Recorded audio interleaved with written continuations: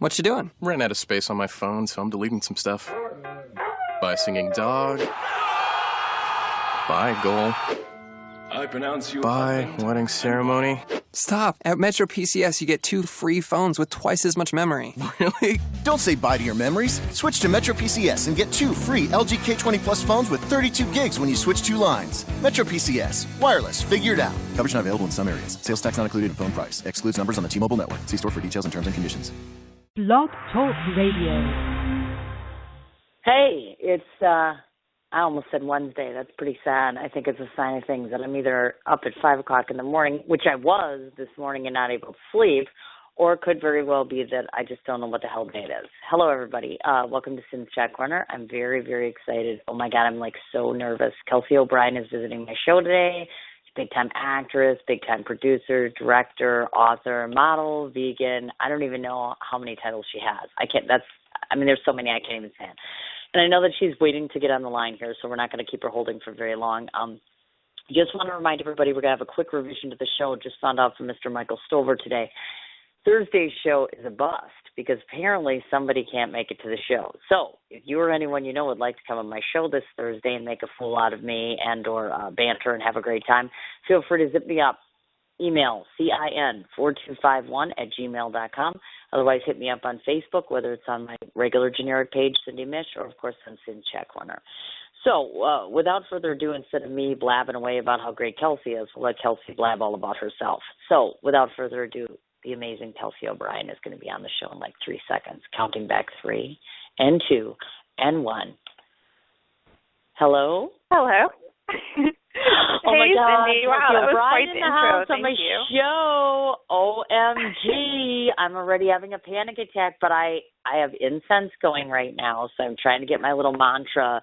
I'm getting my thing in the right place, whatever them yoga/meditative people do, which you'll tell us about. I have no freaking clue what any of this incense stuff means. It just smells really good and it makes me think.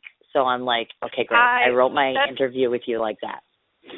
That's awesome. That's exactly what it's meant for, so that's great. That's amazing. Seriously? Really?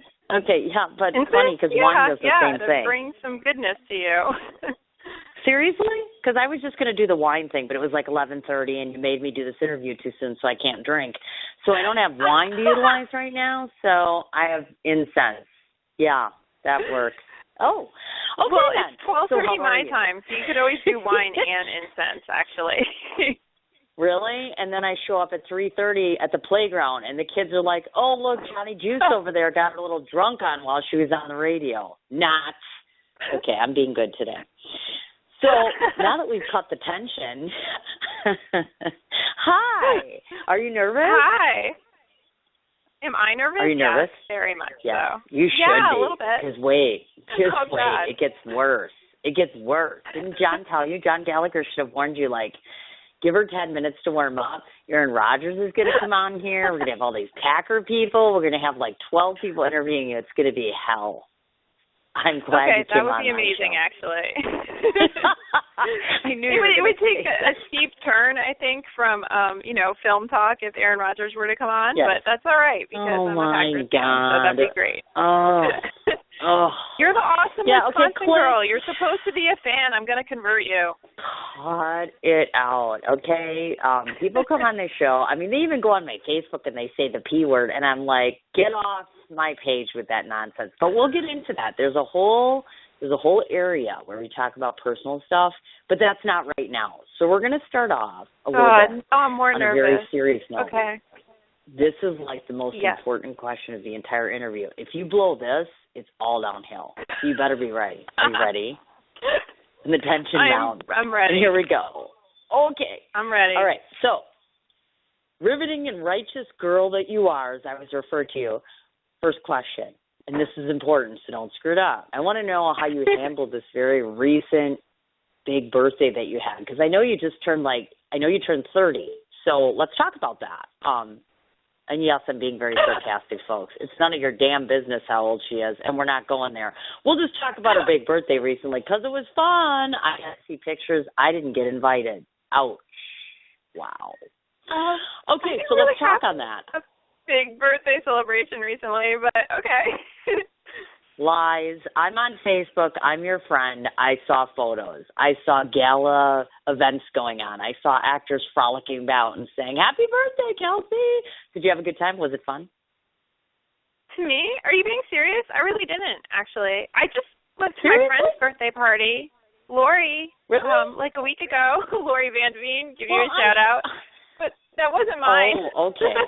Okay, but it was really I fun, saw this and it was great.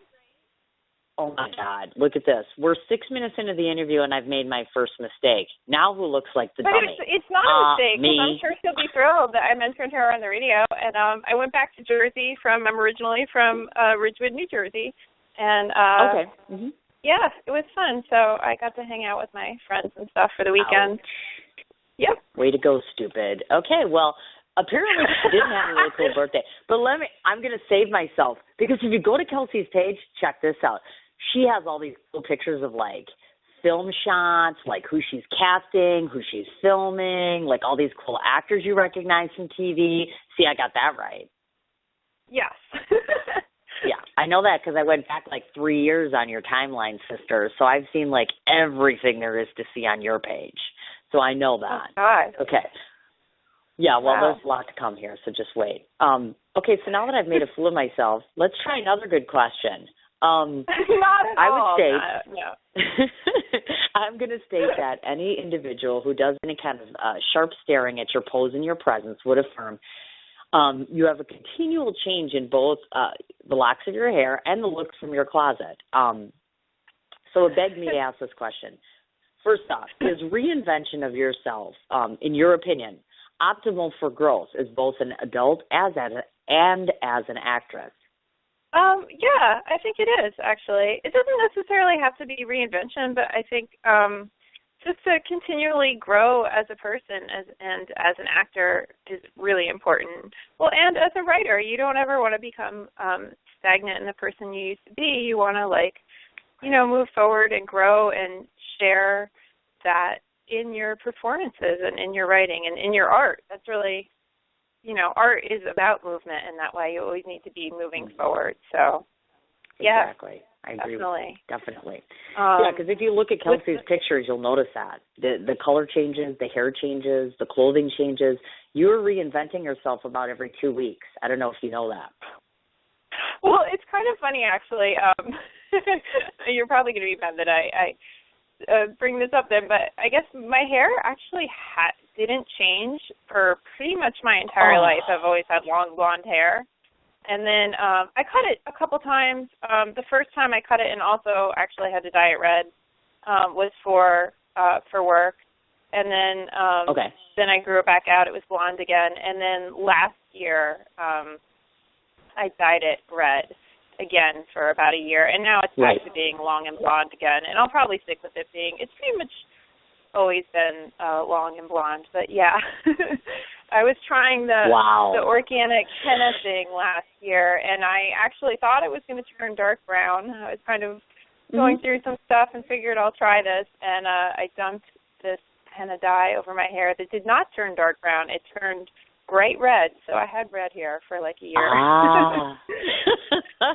See? Which was fun, though. So now in these movies that, I know you're going to see Sam and the Networker, and so I have red hair in those films, actually. Yeah. Right. But in Enchantment, exactly. It's blonde. I look more like me in my movie. Gotcha. And in all fairness, people, as she's correcting me once again, let me just say this much. I did my journalistic job, which was to go through every one of her pictures and her films and watching her reels and such. So you're like blonde and red and like dark and stuff. So you actually do change. See, so I'm not 100% wrong, right? Oh, yeah, I definitely changed. Okay, I mean, I just meant like, yeah. No, I definitely, and you change for characters too. I've changed for characters. If you're playing someone really dark and, then that's a very different, it's not just a cosmetic change either. You do have to, find those parts of yourself to bring to the character, I feel like, to make it real. There always has to be some truth. You betcha. I agree with you as far as that goes. Now, I want to take it a step further because I've noticed, and again, this is public perception and personal perception. Question for you. Has holding a more youthful and fresher-looking face, does that help directors decide to cast you? Do you believe that that's part of the process in terms of what allows you to be working more often, more frequently? Because of that factor, do you think? Not necessarily, actually. When I was younger, it was even more of a problem sometimes. It just, everybody has a certain look, and I think you just have to kind of know what you're cast best as. There was a while that I was always being cast as, like, the teen angst mean girl, and I didn't really fit that very well. Although I guess in pictures that was how I looked. But I was no longer 18, and it really was never my personality to be like the mean cool girl. So sometimes I would get like a call back from the audition, but then once you get to know the people in person, when they realize that your personality doesn't match as much, it kind of works against you. So I don't think there's any one look for an actor that's going to necessarily work more or less. I think you just kind of have to own it, however it is that you look and who you are, and if you own it, then you can make it work for you. I agree with you 100%. And some of us, like this girl on the phone here, oh my God, she could land a role. I mean, she wouldn't even have to try. I mean, she's getting to the point where it's just like she plops and shows up somewhere, and it's like, yes, we want to work with her. Simple as that. Just what I hear on the streets. Yeah, that's what you hear, huh? Just throwing that out there. Heck yeah, I did my job. I not only creeped on your page, I went and talked to all sorts of other people about you. Are you kidding me? I am a journalist. That's what we do. So wait, it gets better. Moving on to the next question. Wow. Obviously, you're not new to New York. You're not new to New York City.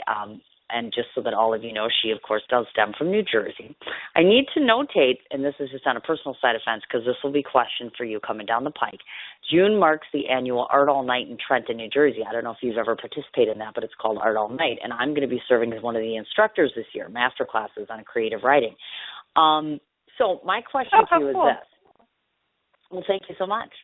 First of all, I was going to ask you, since you are an actress, and I can't act to save my life. I'm shooting a film. I went to do the teaser video, and I tried to act. Oh, my God. They got me drunk, and I didn't make any sense. Literally, the part called, there was a section where I actually had to keep doing shots of tequila. And I thought they were kidding me. I thought it was water. Well, guess what? It was tequila. They got me drunk, and I couldn't act, and it was embarrassing, and I'm probably never going to do it again. So since I know nothing about acting, I thought to myself, hey, I wonder if I begged Kelsey enough while she's on air and said, hey, wouldn't it be cool to do Art All Night Trenton with me? And I'm sure she'd just say yes. Not that I'm putting you on the spot. What is it? It's a Trenton festival? It's called Art All Night. What it is it's 2 solid days. It's June 20th and June 21st. It's art all night, literally. So every possible form of art is there, and it's art all night long. Like, literally, you can go and see painters, you can see writers, you can see actors. It's art, active art going on all day long, all night long for 2 solid days. That sounds really cool. Yeah, I'll look into it, and that would be cool to do with you. Sure. Oh, you're so sweet. I have no you idea. can actually turn me down. I just threw it out there. I'm like, you know what? I can send you all the information. But it actually does exist. It's called Art All Night. Last year I was supposed to do it. It's in Trenton. And like I said, they literally line up streets of people where it's just art of all different forms, literally in all different areas. That's what I think is so cool about it, is that it's literally art all night. You can go there anytime, day or night, for 2 solid days and learn things, either take a class or watch things or see different kinds of art. You know what I'm saying? It's just a creative, really independent sort of thing. Yeah, definitely. It's neat. I'll have to send you the information on that. But no, seriously, you can't turn me down. Because I know, like, send it to me. That sounds really cool. I'd be down with you're that. Be like sure. the next, and she's like Oscar worthy already. So it's like she could even have 5 minutes to do this, because like all of these productions are going places automatically. Okay, sorry. Throughout the course of the interview, I do this. I just talk about how fabulous you are about every 4 minutes. So just get used to it. Hey, that works for me. Listen to her. Bring it on, sister. Okay, I'm gonna. Here's the next question. I will tell you this, if you're going to be Yeah. doing acting with your creative writing, my recommendation is that you not drink. It's really hard to be fully present as an actor if you're going to be drunk while performing. I mean, I get the nerves thing, definitely, and believe me, I've been tempted myself. especially in the realms of comedy, because I know that, a lot of people do it. And I've been in shows before where everybody does shots before we go on stage. But you're really doing yourself a disservice because you want to be fully present and, like, in that moment and aware. And so, yes, so no shots before you do your Trenton Festival. Well, you know what I find funny, folks? I'm just going to point this out. Here I am watching Kelsey's reel because, of course, I'm a consummate journalist, so I have to be on my A game, B game, and C game, as I said today when I came on air. And first thing on her reel, get this, what's she doing? Oh, she's acting drunk. Little Miss, I wouldn't drink, and she's acting drunk on her acting reel. Am I wrong? Oh, I often play drunk. I know you do. I have no problem playing drunk. And, it's funny when you do it for long enough. There was a movie last summer I worked on, and I'm drunk the entire time. So for like a month, oh my gosh, I played drunk. And that was that Sisters movie that I can't actually say anything about. But it's the Tina Fey, Amy Poehler one, and you feel like you're drunk after a while when you're playing drunk. So sure. I imagine the you bit do. you saw on my reel was the Love Bites, and you definitely, it's fun. But no alcohol required. It's usually like food, dye, and water. Something really nasty. Exactly. I hear you. I do.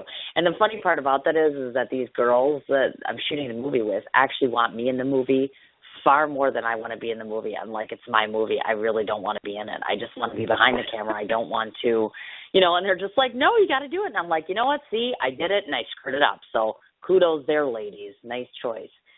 Now, I want to ask you a question. Well, you're probably being very hard on yourself. You know what? I'll send it to you, and then you'll laugh with me. Thank you very much. I want to talk about a mutual friend of ours, of course, who is a top touter of thespians, of course, Mr. John Gallagher himself. Now, he is a constant comrade and cheerleader of yours.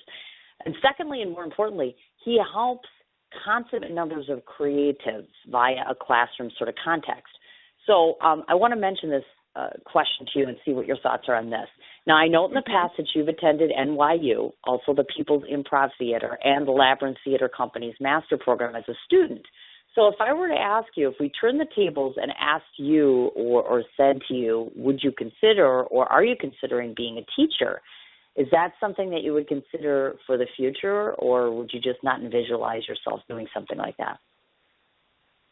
That's something I would consider for the future, especially the more I do casting. I've been doing a lot of casting in the past couple of years as well, and I don't think I would ever be like a full-time teacher. I know like Johnny teaches his neighborhood playhouse and other places, and that's how I met him. I met him through a mutual friend, and then I took his class, actually, and then that's how we really became friends.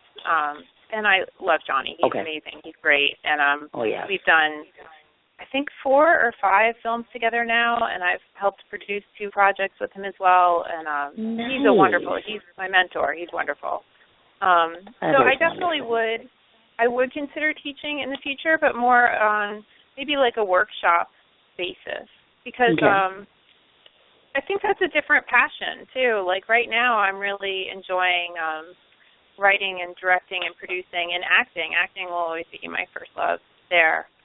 And to be a full-time teacher would really, I would have to take a step back from everything else, so that's not something I want to do right now. But I do love working with actors. I've gotten to really enjoy that the more I've been doing casting. And it's really interesting being on the other side of it, too, because as an actor, I know how badly you want the part sometimes when you walk into an audition. And I've always been told, casting's on your side, but sometimes it's hard when you're the actor to see that or to appreciate that. So now being on the other side of things all the time, I am always genuinely rooting for people when they come into the audition room. I'm genuinely rooting for the actors. I want them to do well. It makes my life easier if someone walks in and nails the part, because then great, I found my person, And it also makes you realize, being on that side of it, that a lot of it does sometimes, it just comes down to like a look. someone might come in and nail an audition, but if they look just like the person that I'm trying to cast them opposite of, then I'm not going to be able to hire them. Or if they're not the right age, or they're not, it can come down to things that have really nothing to do with their skill level. So, yeah, it's an interesting side of it. And I think that's something not a lot of actors know. So that's that. I would like to teach that aspect of it, maybe. I gotcha. Now, question relative to casting, since you did actually happen to bring that up. You yourself, because you, of course, are your most honest critic, and I'm first getting to know you now in terms of on a personal and professional side of things, so I beg to ask the question. I've spoken to other directors and other producers before, and some of which have been doing this for a while, so they're very, very good at walking in a room, knowing firsthand in the first 15, 20 minutes who they're going to use and who they're not going to use. And then there are other casting people out there that are just, are very, I need to spend time with this person. Tell me a little bit about your casting process in terms of how do you determine what's best suited for your project? Is it more of an in-gut sort of thing? Because some people go with just their innards, and then there are others that just go through process of time and experience, what the resume looks like. Do you follow me? Yeah, I do.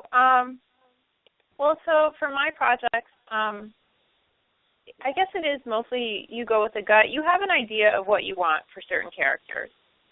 So some of it is like, it's half of it, I'll know the second the person walks into the room if they're the right look or not. I mean, not, right away.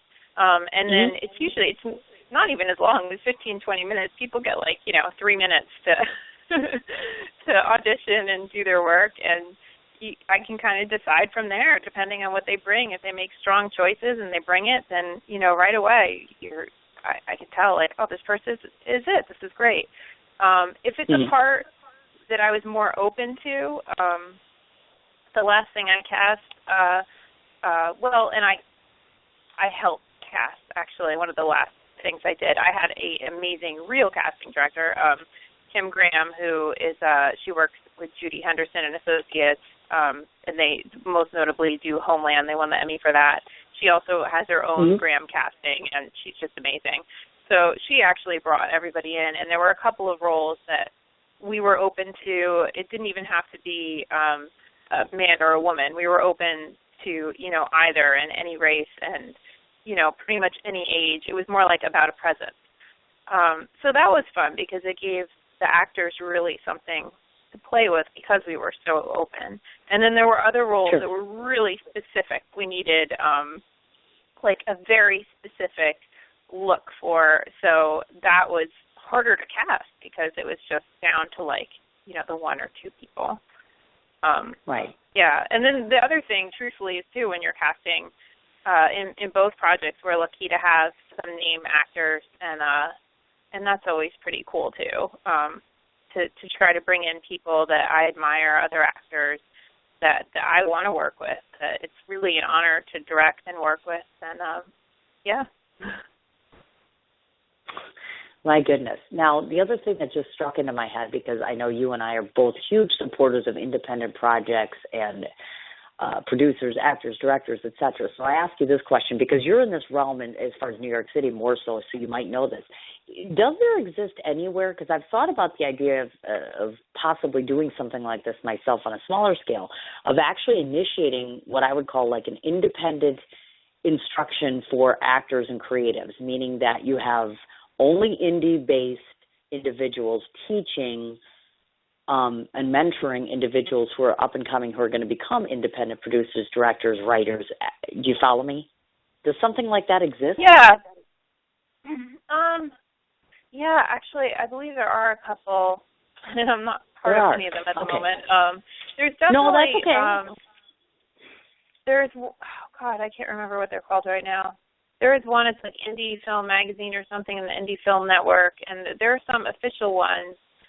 And then the other thing that I found, for me, really, in the indie world is it's kind of a smaller community. I mean, I'm sure as you noticed talking to, John Gallagher, he has worked with a lot of the same people over the years. And at a lot of the film festivals, I'll see a lot of the same people who become known for doing indie. So there is that network.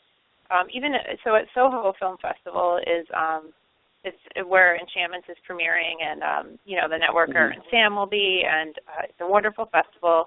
And this will be, I think, the 4th or 5th. This might be the 5th year that I'm in films at that festival. So, everybody at that festival has kind of become a great network and family for me, really. You become friends with everyone, and I think you have to support each other in indie film because it doesn't have the money or the power behind big budget. So it's really nice that you have that community to back each other and support each other. And, anytime if I have a friend that's working on a project and they have questions and want to ask me things, they'll call me, and I can do the same. I have people that I can ask and that will help me out, and it's great to have that. It's great to recommend people you've worked with before. To everyone that worked for me on Enchantments, I was very, very lucky to have such an amazing team of people, and the majority of them worked for me for free, actually, or for very low pay, considering. So I was really happy when then the next movie they all got to work on again together, or most of them worked on again together, was the movie Sam, and it's also a very indie film, but they were able to be paid more on that film. And then a lot of them worked together again on the networker. So you really get to know the same teams, It's nice. It's a nice network. Oh, no, I agree with you 150%. My cast is mostly volunteer and such, and it's so nice to have that. There's a sense and a feeling that in the independent community that just differs from, and that's not to say that, studio-produced films and productions are not all that, because of course they are, but there's just a sense of commitment, there's a sense of camaraderie that exists in the indie community, at least that I find, and I'm sure, you obviously experience the same thing. New York's the same but different, obviously. So I just wanted to kind of clarify that a little bit, because a lot of times I think people don't realize the complexities involved with creating any form of a film. I mean, it doesn't just start where you wake up one morning with a bunch of money and, oh, by the way, let's go make a production. You know what I mean? I mean, it starts with an idea on a piece of paper years ago, months ago, whatever. Well, I could go on and on about that. But forget it. We're going to cut that short. I'm going to move on to the next question because, this is so exciting. It takes a long time, all of it. It takes a long time to put together. And I was going to say, even on big budget, truthfully, I think the films that work well, it's still that community. You spend such long hours with these people. Big budget films are usually much longer days than indie films. Indie films are also very long days, but big budget can be even longer. So you need people that really want to be there and are really vested in the project always, I think. So, yeah. Oh, definitely, without a doubt whatsoever. And I agree with you 100%. I'm just so excited you're on the show. I can't wait to get to this next question. Okay. Now, you have wrote just relentless numbers of roles along your professional pathway. Actor, producer, stage manager, model, and author, just to name a whole bunch of them off the top.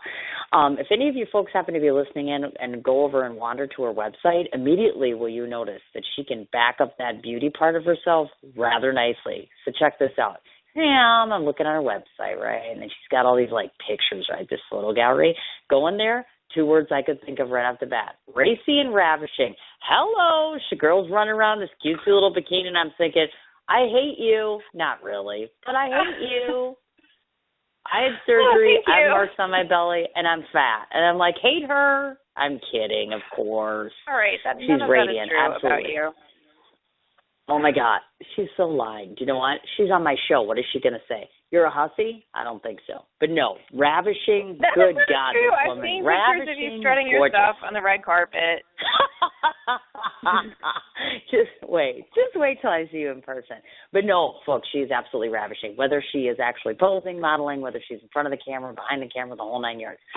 So now, upon the first time I glanced at these pictures, I would surmise you to be, and this is just this is an observation, so I want you to clarify this for me. First time I looked at you, I thought to myself, she appears to be both a bit skittish and a bit shy about her appearance. Would I be on point, or am I just totally whack on that? Yeah, that's probably a little on point. Really? Yep. Now, this is ironic. This is leading to a bigger point here, but I'll let you go ahead. No, seriously, upon looking at you, it's just strange because I looked into your eyes and I looked at these different pictures and I thought to myself, here she is, an entertainer in front of the camera, yet if you really look at her, she doesn't look 800% comfortable. You know how some women go in front of the camera and you can just tell that they fit. You know what I mean? Not that you don't, but it's just kind of I just wondered if you could make that self-observation. And this is leading to a bigger point, so go ahead. I guess I can be a little shy. It depends. I mean, I'm 100% comfortable in front of the camera as an actor, always 100% comfortable. Mm-hmm. I agree. Yeah. Modeling is more like a side job, whereas I'm really passionate about acting. I should probably be careful what I say because I'm actually leaving this interview to go to a modeling job after this.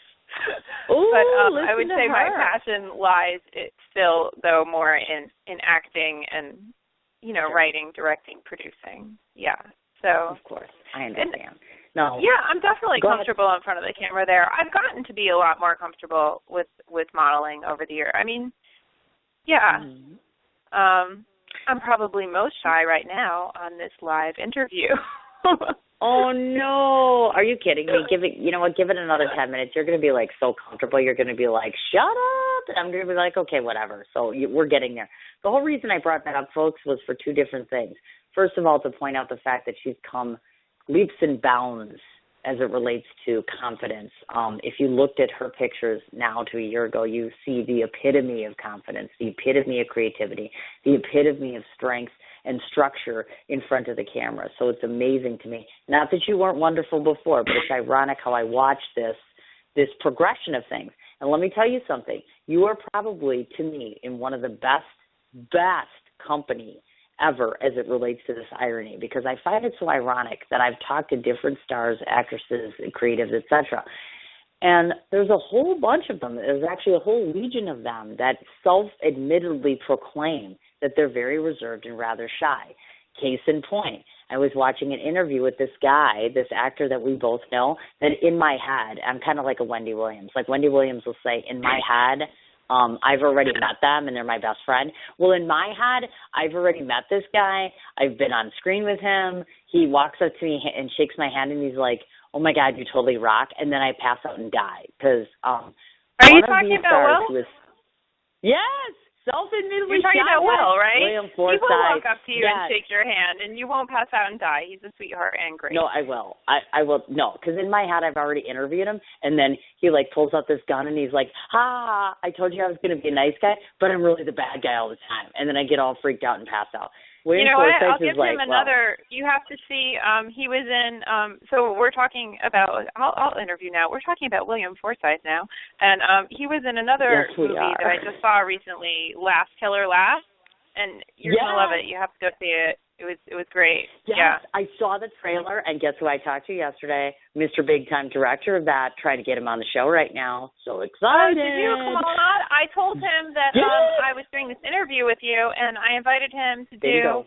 Well, now I feel like we're just chatting, but I told him to come to the red carpet for Enchantments, and that I'm trying to hook you up to be there, and so that you can interview him there too. So I think he's going to come. Yes. It was his premiere I went to hang out with him the other night. He's so super nice too. Yeah. See? So, folks, this is the bottom line. Celebrities, even though you may think they're plastered all over the screen and they're so very comfortable, they're the first ones to admit that they're very shy. So like I said, in my head, I'm just going to, pretend that he's not as magnificent as I, so know he is. And so jealous because guess what? Kelsey has a picture on her page, and she's standing right next to him, and she's in a film with him, and I'm like, hate her. She's next to my which one? William Forsythe? Okay. Yes. I have to tell you, the other thing that's running through my head during this whole interview is wow, I really should have checked out, what is on my Facebook? I have no idea. I probably should have updated my website. What is on there? See? I'm making you stay on top point here. So now, since we are talking about your various roles, we're going to switch gears a little bit and talk about both your actor and your author side. So there's two questions that come to mind with this. So first question, I want to throw this out to you because, of course, I know you know a lot about this subject. Roles for women in today's Hollywood. If I were to ask you if you agree or disagree on this as far as where we stand, does Hollywood have yet to be to be offering equality in terms of both pay and in perception of audience, meaning that the roles that are out there, obviously, we hear a lot of Hollywood elite talk about the fact that women are still struggling in terms of pay scale and such to be equal for men, but the perception that they give off within the course of a film as it relates to what they give to the audience, do you feel that we're becoming closer to being shown as equal on screen as well?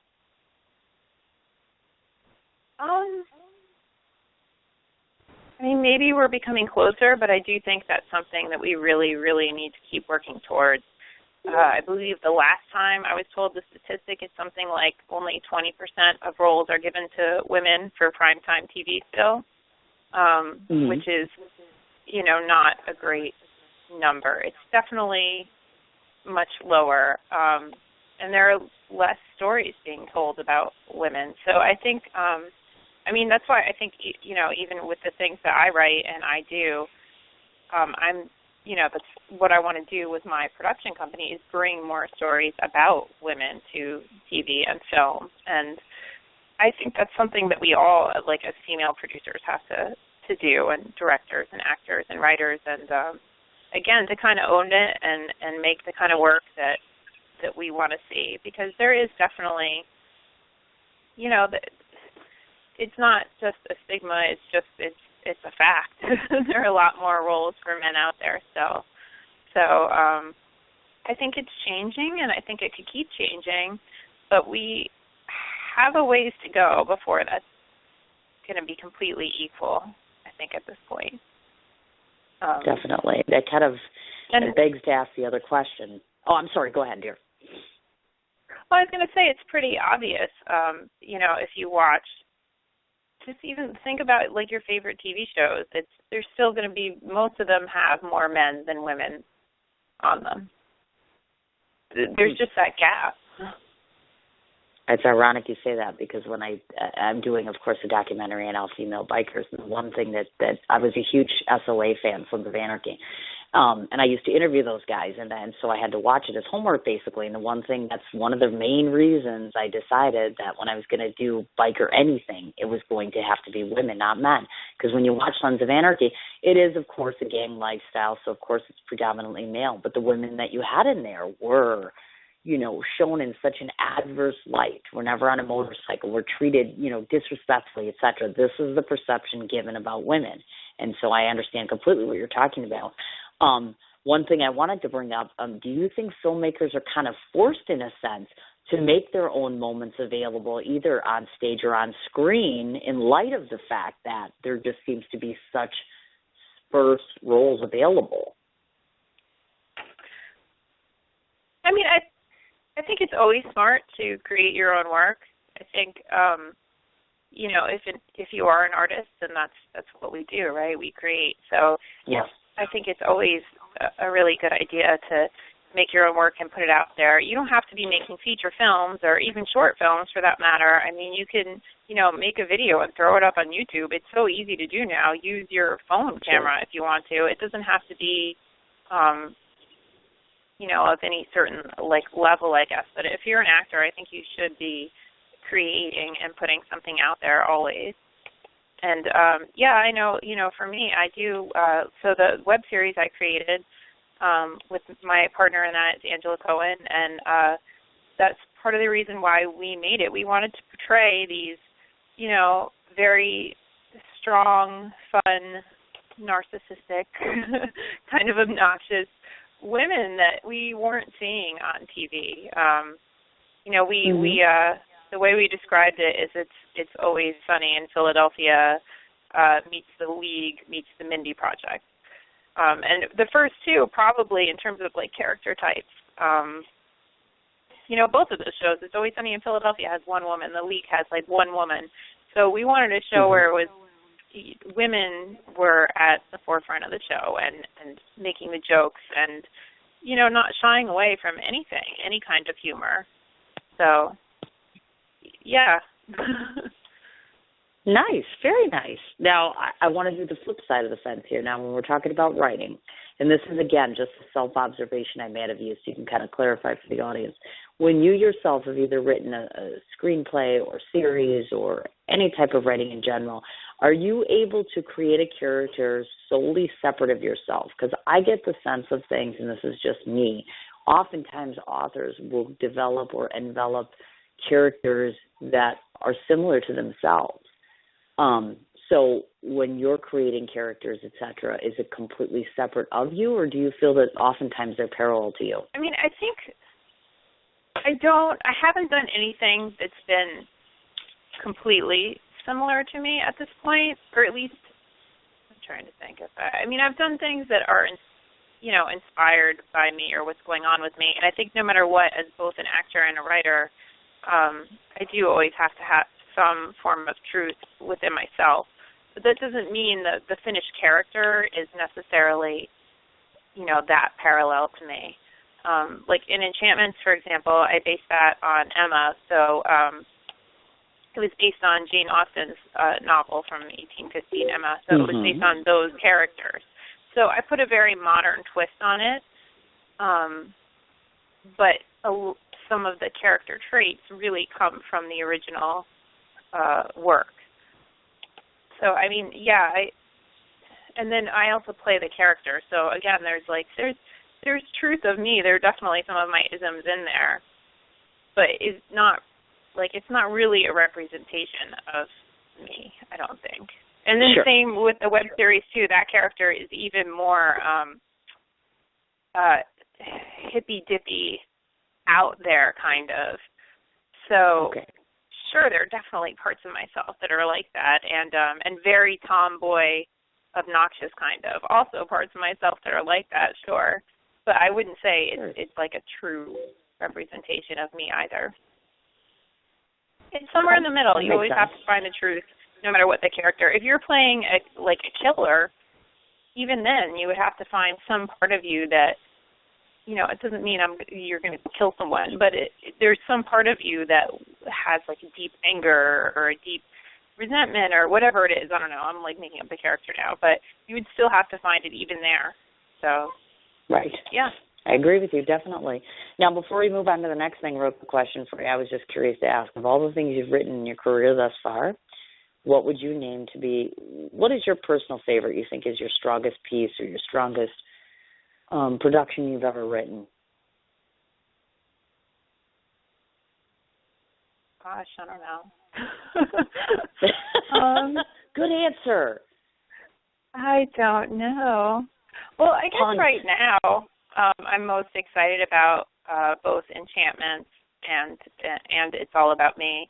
And Enchantments is the one thing I exclusively wrote. So I guess right now that's what, if you ask me next year, I might say something else. But I'm pretty excited about that right now since it's coming out and I finally, get to see it in theaters and stuff, and I'm kind of excited about that. So I'm kind of excited about it. And it was a really special cast and crew that brought it to life, and I feel like the timing was right because I wanted it to come out in time for the 200-year anniversary of Emma, which is this year. So it's hard to time and do all of that when you write something so far in advance, and when it's indie, it takes a lot to have it made and make it happen. So right now, I would say that's the thing that I've written that I'm probably most excited about and most proud of. And she's way too modest, folks. I'm just going to tell you right now, if you had any idea of what her IMDb looked like and her resume and you just watched and looked at her, oh, my God. The list is a mile long. Sorry, I'm tooting your horn again. I won't do that anymore. Oh, wait, I lied. Now, before we start talking about all these different films that you're talking about, are you all right? You're not going to, die, right? Because no one's died on my show, and if you died, I think John Gallagher would kill me, literally. No, I'm good. That wouldn't be good. No, I'm not that guy, actually. I'm good. Okay, good.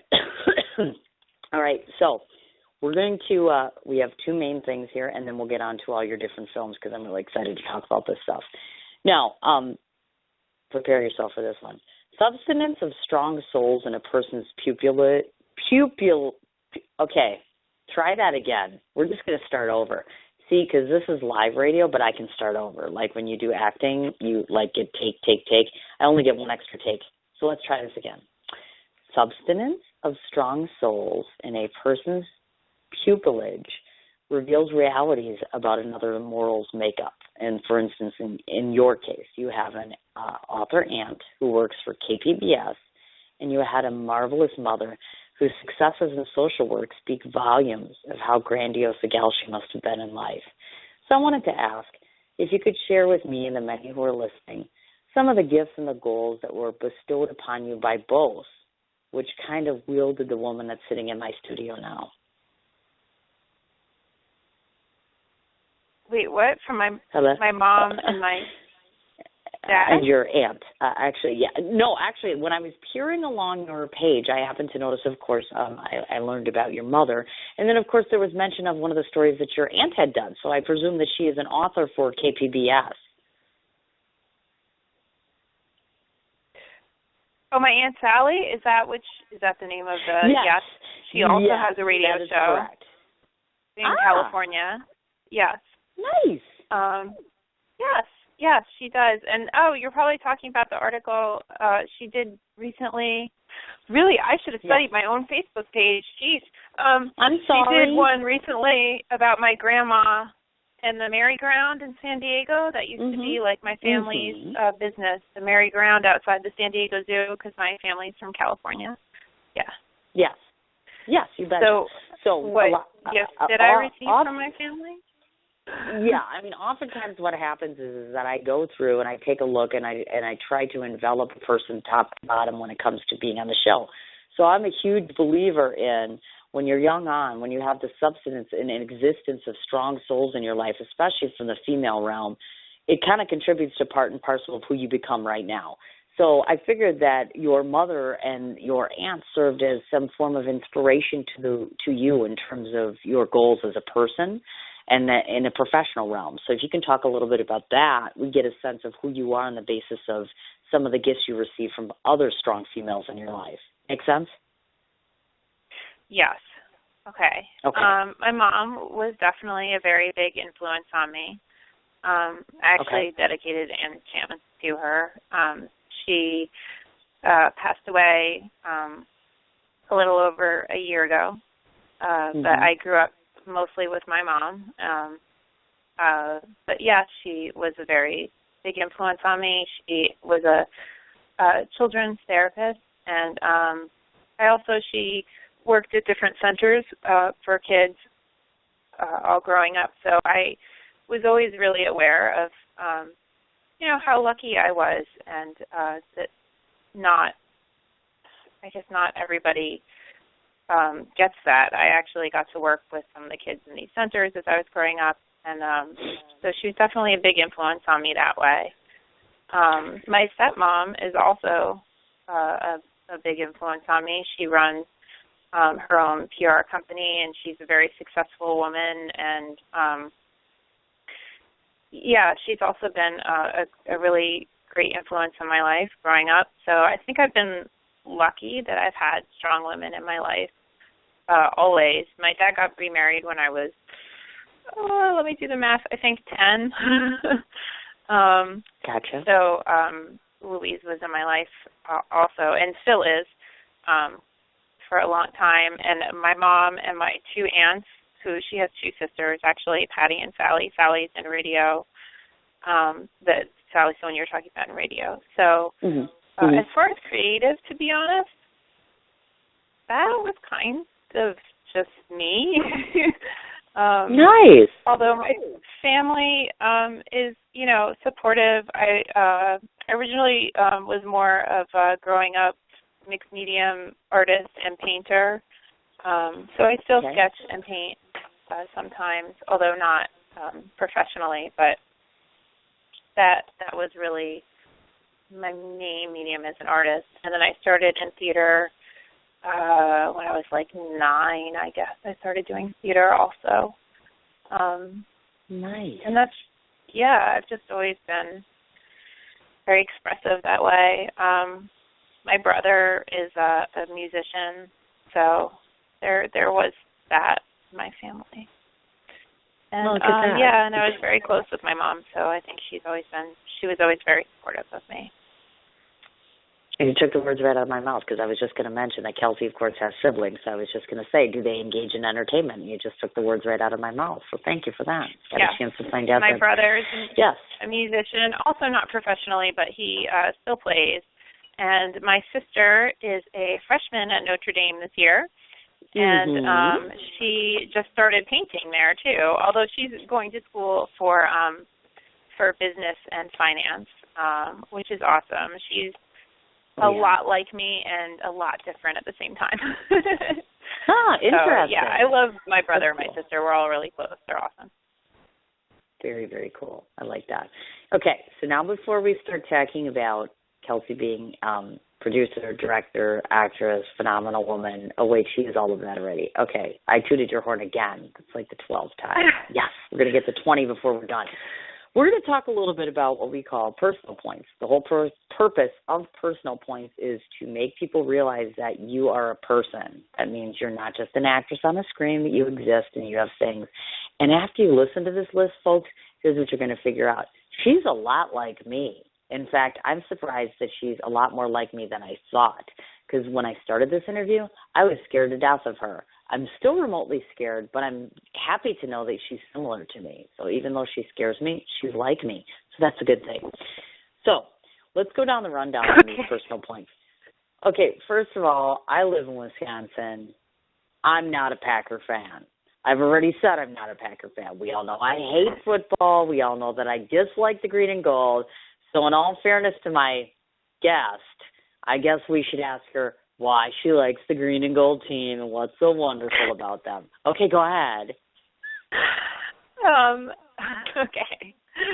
I like the Packers. Well, I became a Packers fan in college because my friend, I'll give him a plug. I told him I'd plug him if I could. Bill Prudell, who lives in Wisconsin, by you, works at the Hooters in Madison, who's to watch Packers games at that. And he was a huge fan. So I became a fan. He would wear his little cheese head and hat, and I thought that was really fun. And, I don't know. I love watching football on the weekends. I personally like it, I think, because it has absolutely nothing to do with anything in my business. And at this point, even if I'm watching movies or, even if it's a stupid comedy, I'm in comedy. So a lot of the time I'll be enjoying it, but then I also can't help but think, that was really smart, or, that was a great callback, or, they twisted that so well, And with football, I don't do any of that. I can just zone out, drink my beer, chill out, and, a lot of other people will want to be, the second coach for the team, and that's not me. I kind of like that it's just, it has nothing to do with work. So it's fun, it's relaxing, and because of my friend, I will always be a diehard Packer fan. Yep. I figured that. I even said to her, I was like, I'll try to get one of my Packer buddies to come to this premiere. And then I thought to myself, wait, I have a bargaining chip. She gets me to meet William. I get her to meet a Packer. I'm like, game on. Doesn't that sound really cool? I'm like, yeah. Oh, wait, I'm already possibly doing that since I'm going to the Networker premiere. So that's not really fair. We'll talk about Packers another time. I get too riled up. I can only talk about them for 3 seconds. Then I think about the sensationalism that surrounds them, and then I just want to scream. And we'll talk about Aaron Rodgers off the radio because we just want to do that now. Very easygoing. I think your interview is going to go very well. I don't know if I'm going to the Networker premiere anymore either, by the way. I need to tell you this. What? I'm supposed to be... I'm definitely obviously going to be at the Enchantments premiere, and I'm definitely going to be at the Networker when it shows at Hoboken. And I will definitely be at the after party for the Networker. So I guess I will get to hang out with you there. And opening and closing night I'll be at. But I'm supposed to be performing at UCB. So, I either had to cancel all my performances, so I think I'm going to be at UCB. Which is Upright Citizens Brigade. Wow, she's not going. I think I'm going to cry. I can't now because I'm on the air. So she tells me on air on purpose so I can't say anything. Ouch. Wow. Moving right along. past that. I still really want to go myself. I was considering canceling my shows to go, but I think yes. Yeah. We'll talk about that. I'll convince her, folks. Okay. Trust me, I'll convince her. I'll bribe her. Let's talk about cat cuteness, because I just got a cat in the last few months. I'm here to tell you, this girl, this actress here, oh my God, cutest cats in the world, huge on animal rescue. I'm a big advocate for things such as animal rescue myself personally. I mean, I'm a new pet owner as it relates to cats, obviously. Talk to people a little bit about why it's important for all of us to be cognizant and get involved as it relates to rescuing animals. Why is this such a priority? I just think it has to be a priority because there are so many animals that need homes, and I don't know if a lot of people realize that, you know, with the pet stores and they're breeding animals, that then when nobody buys these animals, they just end up also homeless, and it's like a vicious cycle. So we really need people to rescue the animals that are here because, you know, they're put to death. There are a lot of shelters that, you know, people like to think of the no-kill shelters, and there are no-kill shelters. But what happens is these shelters, they're just full, and they can't accept any more of the animals that need to be rescued. So there are a lot of animals out on the street in these no-kill shelters that will just live in these shelters for years because they can't find anyone to take them. And it's really sad, and it's you know, they're wonderful pets. There's no reason why the next time you want to take home a pet, and it doesn't have to be a cat or a dog. Not everyone realizes that either, but you can adopt a guinea pig. You can adopt a gerbil. So, you know, even your little kid animals, a hamster, bunny rabbits, all of these animals are available at your local shelters, and they desperately need homes because otherwise they're going to eventually be put to death. The no-kill shelters, usually after a certain amount of years, if they can't get an animal to be adopted, sometimes they actually transfer them out of the no-kill shelter into a kill shelter. It's the only way to keep things moving because people are not adopting the animals fast enough. Right. So I really firmly believe in rescuing animals. And then, like with the cats, there are a number of feral cats and stray cats that are on the streets that also just really need help and need homes. So, yes, I had a little rescue cat that just passed away actually last week, but I had her for, you know, forever. She was 21 in 2 weeks. So beautiful. Yeah. Oh my goodness. Is there a particular organization that you are comfortable with, or kind of throwing out there, giving a shout out and saying, hey, you know what, if you're in the New York City area, New Jersey area, place that you've worked with before that you highly recommend in terms of rescue? Sure. I love Ollie's Place. It's great.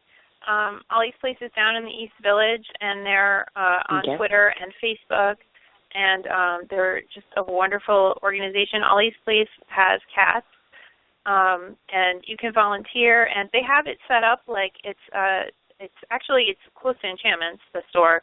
It's set up like a store window, so you can see all the cats playing, and you can go in and play with them, meet them, and they are really great too because they keep the cats for a 3-month period where they give them all their shots. They run all the tests on them multiple times. So I will say that's the only complaint sometimes people have with shelters is that they're worried that their cat might carry some sort of a disease or something.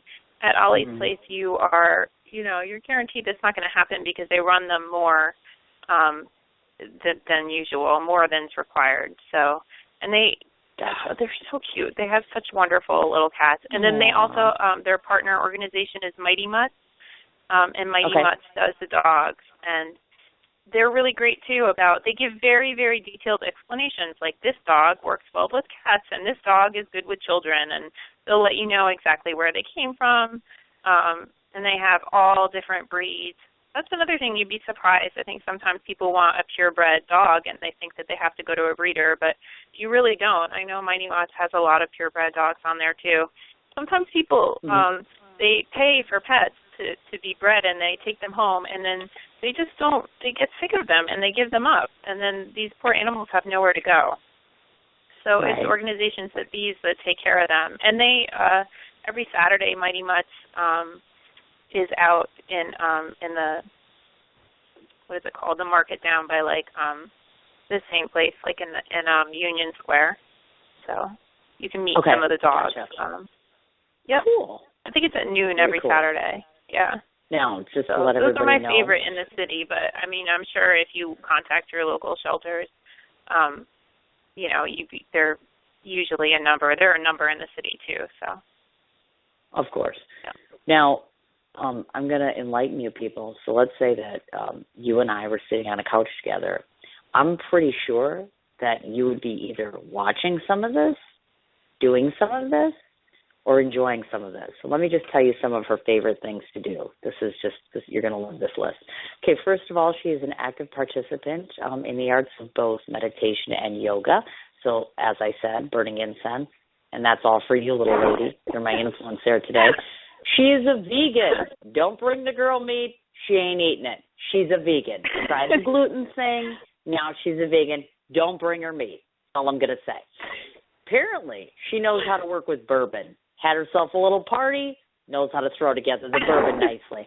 Apparently, she'd be making me play the one game that I hate, and I'm so damn tired of people saying, why don't you go play Candy Crush? You know what you can do with your Candy Crush? Yeah, I don't do candy. I don't do any of that online gaming stuff.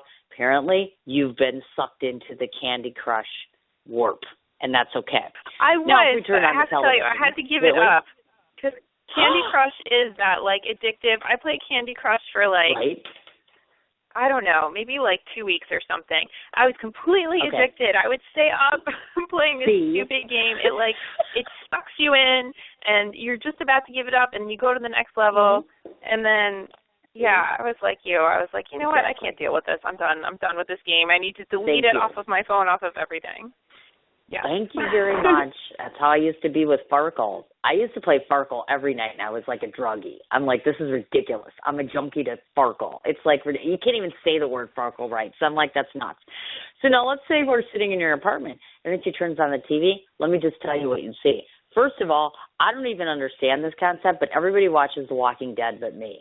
People keep telling me I need to interview people off The Walking Dead. I don't know why. I don't get that show.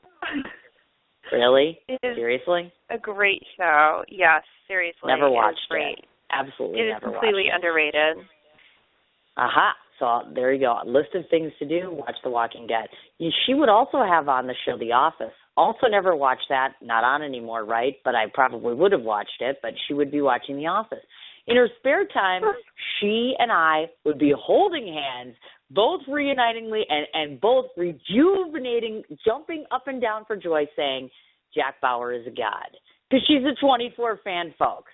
And what she may not know, and I'm sure you don't know this, I've written an entire screenplay, and my second movie is all about Sutherland. Literally all about Kiefer Sutherland. I kid you not. Not joking. That's it's out awesome. there. Jack Bauer is a god, so that is pretty awesome. He is a god. Jack Bauer for what president, would Jack I Bauer say. Do? Exactly. Right, exactly. What would Jack Bauer do right now in that moment? You know what I'm saying? Or what if we put together Jack Bauer and William Forsythe? I would die on sight. It would be mega meanness. It would be all about the badass factor. Okay, just had to go there. Also, you know what? I'm a fan of Will's, but sorry, Jack would just kill him. What would Jack Bauer do? What he always does? He like shoots someone in the knee and punches them in the head, and like just doesn't care. That's why he's awesome. She's got it so down pat there, right there. Oh my God, how funny is that? And on the flip side of the fence, as it relates to other things, yes, we share a similarity. Hello, Gone with the Wind, #1 movie of all time in my book. Hello, in my theater room, Clark Gable. That's right. I love that movie. Gone with the Wind fan. So pretty. God, I love that movie. Yes. And she's also an AHS fan. I'm so trying to get those people on my radio show. American Horror Story rocks like you would not believe. Love it, love it, love it. Definitely. And she's also a Thor fan, so I got to ask, who's going to see Avengers on Friday? Yeah, I am. Are you? Opening day, Avengers, Age of Ultron. I had to think of it, but yes, I do love the Avengers, and and I love anything Joss Whedon. I'm a huge Buffy the Vampire Slayer fan. Exactly. My all-time favorite show ever. Really? Listen to her. She's like my all-time favorite show. It's vampire, like lovely. And just on a side note, how cool is this? My guest today, guess what? she was named Fan of the Week. Guess by who? Cantor Social Media. How'd that happen? I have no idea. Ouch. It's on your page, sister. Help me out here, will you, girl? You were Fan of the Week. That must mean you did something fabulous, right? I don't know. I'm the Fan of the Week for what? I don't know. Okay, we'll have to look into that one. I'll have to get commentary for that. Well, hey, I'm tooting your horn. She was Fan of the Week, too. Today? See all these accolades? We had an article put up today. No? Oh, okay. No, this was from a while ago, honey. Definitely. Oh, okay. See, but I'm shooting your praises out. So, like, everybody who hears this show will know, look at that. She's Fan of the Week. Look at that. She got named for this. See all the stuff I'm pointing out about you that even you didn't know. This is what's exciting about my show. We point out things that even the guests don't know. Here we go. That was when I think that was when my short film came out. It's short social media. Yeah, they made me like Fan of the Week. Yes, that's true. See? I think. Isn't that cool? Look at that. See? It's true, I think. Cindy made You're it up. going back like years for me, dude. I have to think about it. See? You know why really I'm doing did this? your research. Bingo. You know why? So that you realize that this is what a good journalist does. I'm supposed to be on my A game because then if I point out every good thing about you, then the next person listening to this is going to say, this is why I want to watch Kelsey's movie or television series, because she is that damn good. We're all about highlighting good on this show. Just saying. Okay. But if I didn't have you, I'd have nothing to talk about, so thank you. Okay, so let's talk about why she's so fabulous, as if we haven't established that in the first hour. Let's talk KELC Productions. Now, that's your powerhouse of production, which the primary purpose is to film female-driven dramas. So, turning towards the next year or so, first question for you. Will you encourage entrepreneurs to submit stories to KELC, or is this going to be more of a solo studio?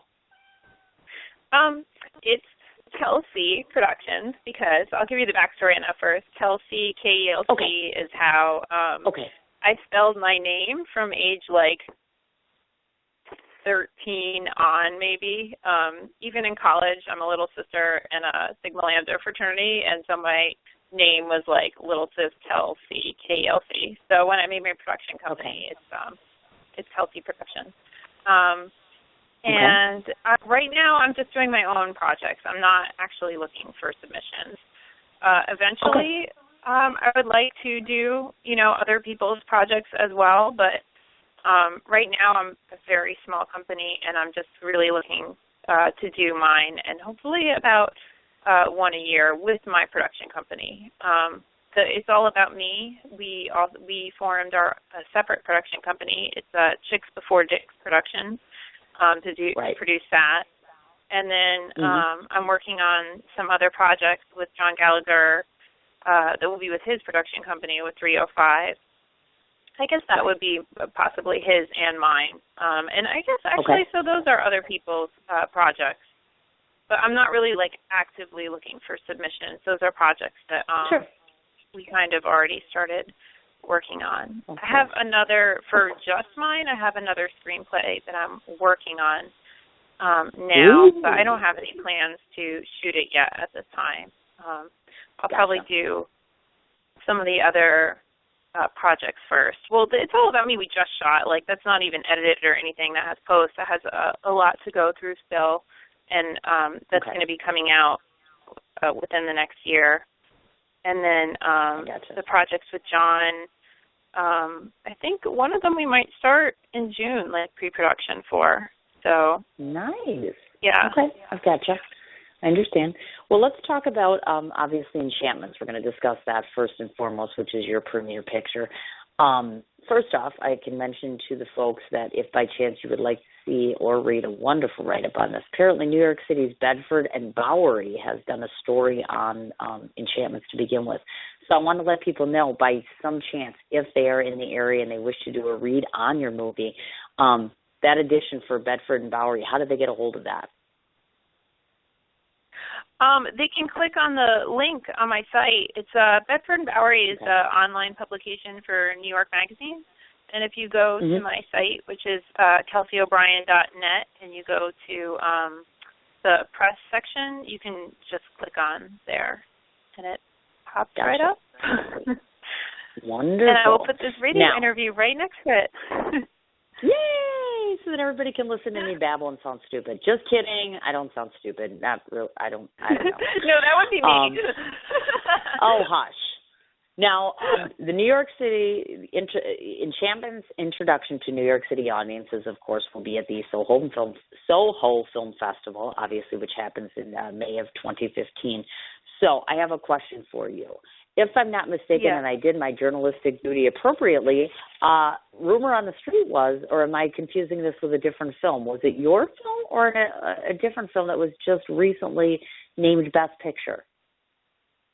That was my film. Yes, we were just named Best Picture. Ding, ding. Yep, at the Ridgewood Guild Film Festival. So I'm very excited. Yeah, I'm very excited Thursday. to announce that. Yeah, it's and that will actually be its first official screening. That is a special hometown screening at Ridgewood Guild Film Festival this Thursday at 8:00. Okay. Okay. Yeah, and we just found out we won Best Picture. And what was so cool about that is they didn't know I was from Ridgewood. Oh my God, how funny. When I submitted the film, so how funny was that? I had to, afterwards when they called me and told me and stuff, I was like, they're explaining to me where the theater is, and I said, I pretty much grew up in Ridgewood. I grew up in Ridgewood, New Jersey, and then I was in the city on the weekends because my dad lived in the city. Sometimes. So I kind of have that dual thing going, but I primarily grew up in New Jersey, so it's pretty cool that that's where we won Best Picture, and it's the first place for screening, so that was really neat. Yeah. Absolutely fabulous. Now, if by some chance the listening audience happens to be in the area, is this an open screening, in which case they can purchase tickets? Tell them a little bit about how they can get in to see this magical film. Yep, or can they? Yeah, it is. If you go to ridgewoodguild.com/film festival, you'll see how you can get tickets.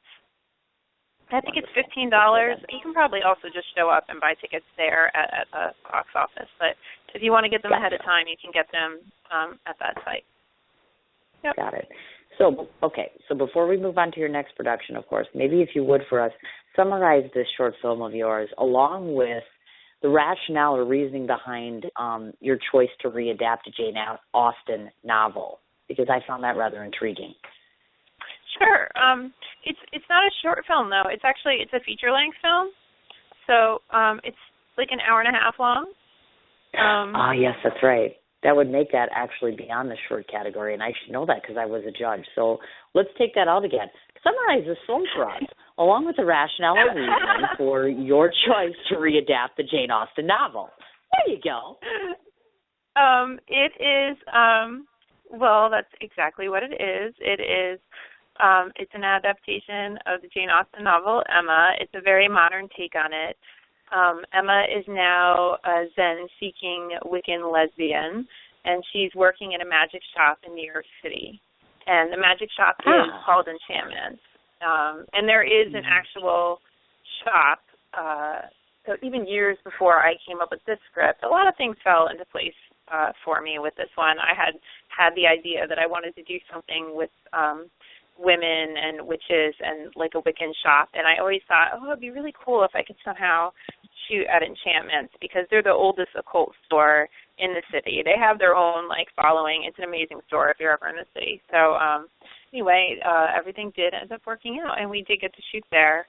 And Kat, who stars in the movie with me, and she plays the love interest Dusk, which is a parallel for Mr. Knightley. She also actually works at Enchantment as well as being a fabulous actor. So that was pretty cool. Nice. So, yeah, I wanted to do this kind of a take because I just felt like I love romantic comedies. My favorite genres are comedy and horror, and romantic comedies are just my favorite kinds of films to see always. I know as an indie filmmaker, I'm probably supposed to want to see the really serious stuff, but I love the rom-coms. They're great, relaxing, fun kind of movies that you just always want to see. But I feel like we see the same people in them all the time, and I just felt like that needed to change. And to be totally honest, I felt like this is also going back a couple of years ago when I first started to come to the ideas and write this. And luckily things are changing and have been changing, but there aren't enough movies where the lead characters are gay and it's not about that. So I wanted to do a movie where it wasn't about, like, you know, finding oneself or the struggle that it is. It was just going to be like a very classic romantic comedy where the lead characters happen to be gay. And then the more I was exploring that, I thought, well, what better way to do that than to revisit Jane Austen's Emma? Because I think of Emma as, like, that's the original rom-com, right? Like, that's like what I think of as the original true romantic comedy kind of put out there. Yes. So exactly. I used that as my mold, and then really had fun with changing it and modernizing it, and now making my lead characters gay. But again, like, they're people, they know themselves. It's not about that. They just are. And I think there need to be more films like that for, you know, people that say, like, oh, I don't understand. There's nothing to understand. Love is love. This is the way it is. It was this way in the 1800s. This way now. And you just need to respect that. And that was the message I was trying to send. So this is very, like, campy, cutesy movie with definitely a lot of pop culture fun in it. But I hope that, you know, the bigger message also comes through and what I'm trying to do with it. And it is, you know, it is an LGBTQ-powered message that I would like to come across. So, yeah. Nice. Very, very nice. Definitely. Now, since you brought it up, we have to highlight this because not only did I love watching it, it was just so flippin' funny and well done and cute, and I've never come across this concept. You involve yourself with a little something called horror hotties. Now, horror hotties is basically you, of course, and your sidekick kind of hamming it up about all sorts of different stuff, whether it's watching a horror movie, whether it's talking about Halloween. It's like, to me, it just seemed like this cutesy little punky kind of parody thing where you got like these two friends that get together and they're laughing and everything they're talking about is true. You know, like, for instance, it's like, isn't it ironic how you make a horror film and it's like you just know that these girls are going to be running around half naked all the time. There's all this, you know, mega screaming going on and blah, blah, blah. So 2 questions relative to horror hotties. First of all, when did you start doing that, and who is the brainchild behind that production, because it's so cool? And then second of all, I want to find out what scares you yourself, like as far as favorite horror flick, et cetera, and all that good stuff. Because, you know, one of my favorite actors in my head that I haven't interviewed yet, his favorite is Psycho. And I thought, that's way cool because that's one of my favorites. So let's talk horror. Ooh, I love Psycho. Ooh, Psycho's a good one. That's a good one. So Horror Hotties was my first web series, and we did it it was the end of 2012 through 2013, I believe. I think it started in 2012. It might have just been throughout 2013. And that was my idea, actually. I wanted to do a web series, so I came up with this concept. And my friends do a web series they follow the Olympic swimmers around. So I kind of and I loved the way they did it. They would, rather than just talk about the swim meets, they talked about all the fun stuff. So kind of my love for horror, and then it was inspired by how they did it too. I came up with the concept of how I wanted to shoot this and do Horror Hotties. And we actually shot in my apartment. My friend Jen Ponton did it with me, and cool. Jen's amazing. She's a wonderful actor too. She's also in Enchantment, and she was on The Good Wife and 30 Rock and all sorts of stuff. Cool. Okay. So, yeah, so she was my fellow horror hottie, and still is. I'd like to eventually revisit Horror Hotties. And we would, comment on all sorts of things, like the hair and the running, exactly the outfit. Exactly. You know, best horror movies for Christmas and things like that. And it came from the fact we were both true fans. So it was just a lot of fun. It was always fun to shoot. And then I would kind of So I edit and cut those myself too, and put in like little blurbs to kind of go along with it. Yeah, I loved doing that, and I do love horror movies. And what scares me the most? I don't know. Paranormal Activity really scared the shit out of me. Oh, am I not allowed to say that on the radio? Oh my God, yes. Yes, it's internet radio. You can say shit. That's okay. Oh, I can? Okay. Yes. Okay. Yes, well, not a good, problem. because Paranormal Activity scared the shit out of me. And I'm trying to think, like, the original Poltergeist, when I first saw that as a little kid, that definitely scared me, too. So I'm really excited. I saw they're redoing that, and it's coming out soon, so I can't wait to see that. That looks pretty cool. As you brought up, I definitely love the horror TV, you know, The Walking Dead, American Horror Story. Exactly. Both those shows. Well, Buffy the Vampire Slayer isn't really horror, but kind of horror. It's horror comedy. That's probably the best, I think, horror comedy. Anything by Wes Craven, I love. Oh, my God, right? I think Nightmare on Elm Street is probably still one of my favorite movies ever. And I know it's not as artistic as Psycho. But I love that movie. I will always love that movie. I just thought it was so cool when I saw it as a little kid, and I think it will always be my favorite because of that. How funny. Yeah. And I should share this with you. Anything I don't know if you know Gail Hitchcock, King. is oh, my God, it's yeah. different. Anything Hitchcock is beautiful, a piece of art. But I also really like the slashers movies, like 80s slashers movies are fun. And then I think you got to hand it to some of the new horror people. They're doing really cool things, too. So I agree. I do. I agree with you 150%. Yes, I interviewed Gail King, who is, of course, the media queen in New York City, and, of course, horror is big on her list. And the interesting part that you should mention about this horror thing, I've been trying to get an interview with Wes Craven for quite some time, just like, the Halloween guy, John Carpenter, because I think he's amazing. Oh, John Carpenter, I want to interview them. Yeah. Yes. And you know, Jason Galko is a dear friend of mine. He interviewed Johnny Nightmare on Elm Street, Freddy Krueger himself. So I've been trying to get him on my show, too, because I'm like, I just love those guys. I think they're fabulous. But here's what I think. I think when I come to New York, can we just, film, a 15-minute horror hottie? Because I was, so jealous. I'm like, I wonder if she'd let me do a horror hottie with her. I'd love to film a quickie little horror hottie. I know I sound like a freak, don't I? It's true. Just mull it over as you're thinking. Just mull it over in your head. We can see if we can do that. I'm not in that apartment anymore, so I don't have that set up anymore, actually. Well, we'll make it happen. We can figure something point. out. Yes. It's funny, with stuff like that. So yes. Since this is indie film, I will say, the main reason we stopped shooting horror hotties isn't because it's not. It was fun to shoot. It takes, this goes into indie film. It takes so much more work before and after.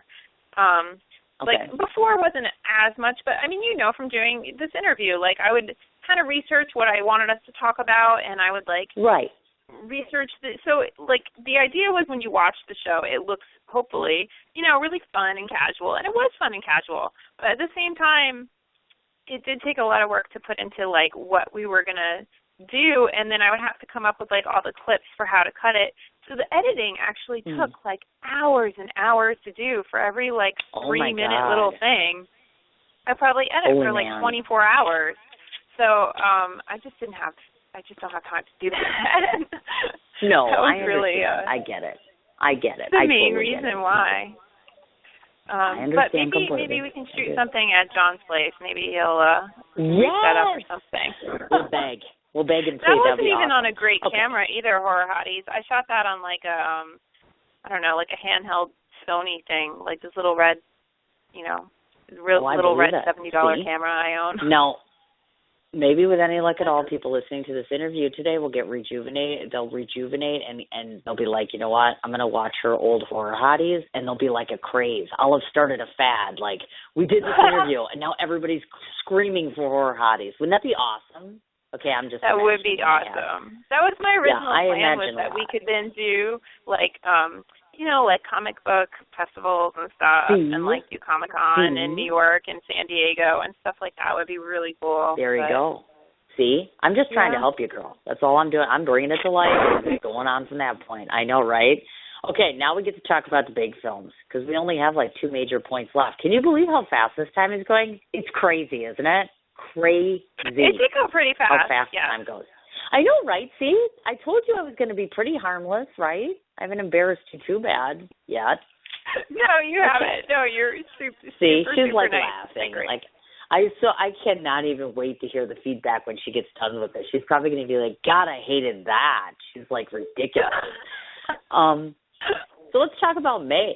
May marches in with a flock of festivals for you. Obviously, 2 top theatrical treasures are coming across center stage here. One, of course, being The Networkers, which is, of course, John Gallagher's giant big film, which I am so grateful that I get to be at the premiere of. And, of course, the movie Sam. Now, 2 totally somewhat different dimensions in film, but my question was, or are they really? Because I was looking at the both of them, and I wanted to ask you this because you have active roles in both. I see somewhat of a symmetry here in terms of both movie meaning and cropping of characters for both Sam and for The Networker. So do you think that they cross the same line at some given point in time, or am I just ridiculous for thinking that? Did they cross at some point in time? Yeah, meaning that in terms of, because obviously, like, if you look at The Networker and then you look at Sam, in terms of Sam is obviously the story of this man, what I view as a somewhat broken man who ultimately ends up transforming as a woman. On the flip side of the fence, you have The Networker, where Steve's character, of course, starts out as this guy, and he gets this ultimatum where he's got, 90 days in terms of to turn the business around and such. I kind of see both main characters kind of being somewhat similar. There being a symmetry there in terms of the overall meaning of both movies. Or am I just crazy for thinking that? Oh, That's I see what kind of you're one saying. thing. Yes, they both.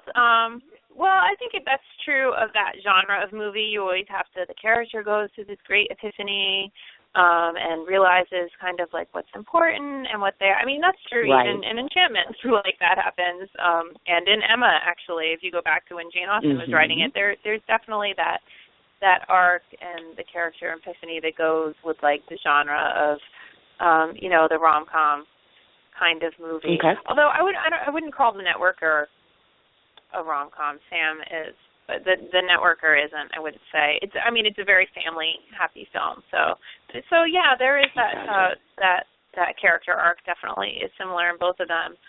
Well, and as I'm sure you know, John Gallagher directed The Networker, and he produced and co-wrote Sam.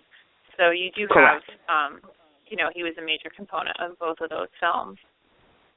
So my question, I have a secondary question for that, because obviously the lead character of The Networker is different than the lead character of Sam. So talk a little bit about, was that one of the predominant reasons was John Gallagher's involvement plus the lead actors? What drew you to both of these projects for you to be able to say, you know what, I want to make time to be involved and active in these roles? I guess, John Gallagher's involvement is, primarily what brought me into both of them, because he's awesome and brought me on. But Sam, I've been a part of for a long time. I did the reading of that movie maybe like a year or 2 years before it was ever shot. On one of the earlier versions of the script. So it's really special in that way. I got to be part of it from the beginning. I've seen, I guess the first reading was probably like 2 years before we shot the movie. So I've seen different versions of the script and seen it develop. And it's Nick Brooks directed it, and he co-wrote it with John Gallagher. And it's Nick's first feature film and his first time directing. So he's just such a wonderful guy too. And it's really nice to see this all come together for him and to see it happen for him, and I'm just really excited for him. As you know, his dad is Mel Brooks, so it's also it's the first movie that Mel Brooks has produced in 10 years, so that was pretty exciting too. And again, it really took a long time to fall into place, because I was doing the readings for it 2 years prior before we ever shot, and then we shot, and then it's like another year and a half before the movie comes out. So it's indie film's labor of love for sure. Bingo, and then The definitely. Networker, John Gallagher, and then also Steve Stanulus I've worked with before. He's also wonderful, and he's also a big player in the indie film world. He had his other movie, Long Shot Louie, came out. Long Shot Louie came out the year my short film came out with Good Friends. So when was that? In 2013, I believe. Okay, so, gotcha. and this was which was a very different kind of movie. That was a very dark movie, and The Networker is a much more upbeat, like happier film. Correct. And it looks like he's really funny in it. I've seen clips of both. Actually, it's not true. I haven't even seen a clip of Sam. I've seen clips from The Networker, but I haven't actually seen the finished film for either of them, so I can't wait to see them too. Exactly. It's very exciting, definitely. And just so that you listeners know about this, obviously, of course, certainly James McCaffrey, of course, has a role, and of course you remember him from Rescue Me. He is in one of the components of Sam, I should say, obviously. And then as you mentioned, Steve, of course, William Forsythe, Sean Young is also in The Networker as well. Wanted to ask a question because individuals like that, and of course you also had Stacy Keach, Morgan Fairchild. I wanted to ask you, working alongside them, how does that enhance your efforts in terms of as an actor or as a director? What do you take away from that experience that kind of furthers you down the line professionally? I think it's always, it's always like an on-set lesson to watch somebody that's really on their game and that really brings it to set, and they do the work, and they find the character, they do the work, and that's always really exciting to watch. And I'm lucky I've got to work with a lot of really great actors and known actors, and I think it's always inspiring to see that. In terms of directing, the first bigger person I got to direct was Kevin Brown with .com from 30 Rock, and nice. It was exciting, actually. Too, and the same thing to watch him work. Like he really, he did the work at home. He came up with the character, came up with ideas. I gave him a little direction, as does everybody in terms of like taking it a different way. And it was really, I was a little intimidated at first, but he did a great job, and it was really wonderful to work with him. And I think it's inspiring to work with those people, all of them. I've been lucky. I've never worked with like an overprivileged, obnoxious actor. I've never had that experience where somebody was like, at least with me, I've heard stories about people, but I personally have never experienced someone, not working well on set. Most actors are really generous, and it just helps you raise your game to be a better actor. Gotcha. Now, I don't want to forget these two other questions about the film. Now, first of all, obviously, I know this firsthand. The Networker is premiering in New York City, and that's on the 17th of May, which I will be attending, of course. And then, of course, as it relates to Sam, I know Sam was shown at the Nashville Film Festival. Now, I wanted to clarify with you. I have this for you. Wait, and I have another one for The Networker for you, too. So The Networker premieres on Sunday, May 17th at 420 at Soho Film Festival. Then it goes on to the Hoboken Film Festival on Saturday, May 30th. And then it goes on to the Long Beach Island Film Festival. I don't have a date for that yet, but it's supposed to be about a week after that. Okay. Gotcha. And then Sam just had its world premiere at the Nashville Film Festival. And they screened it for 2 days, which was pretty exciting, in April 21st, 23rd. Yeah. Okay. And then Sam's New York City premiere will be on May 20th at Soho Film Festival. So, gotcha. And you can find the information for everything at sohofilmfest.com. And then same with Hoboken Film Festival and Long Beach Island Film Festival. You betcha. Now, before we move off of these two films... Did I do this already? Yes. Now I'm losing track. No. Did I give you Enchantment stuff? You're about to doing... Okay. Enchantment is being premiered at... Well, first is the special screening, and we win the Best Picture Award on April 30th, which is this Thursday at 8 p.m. at the Warner Theater in Ridgewood for the Ridgewood Film Festival. And then its big premiere is at Soho Film Festival on Tuesday, May 19th at 6 p.m.